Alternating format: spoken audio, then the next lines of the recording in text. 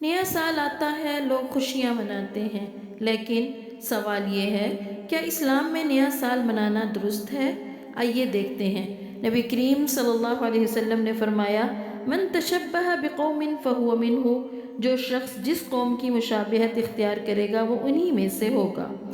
عیسوی نیا سال غیر مسلم تہذیب سے جڑا ہوا ہے اور اسلام ہمیں ان کی رسومات کی نقالی سے روکتا ہے۔ اسلام نے ہمیں صرف 2 عیدیں بطور تہوار دی ہیں، عید الفطر اور عید الاضحیٰ۔ نیا سال منانے میں اکثر فضول خرچی، موسیقی، بے پردگی، وقت کا ضیاع اور گناہ شامل ہوتے ہیں، جبکہ اللہ رب العزت فرماتے ہیں، ان المبذرین کانوا اخوان الشیاطین، بے شک فضول خرچی کرنے والے شیاطین کے بھائی ہیں۔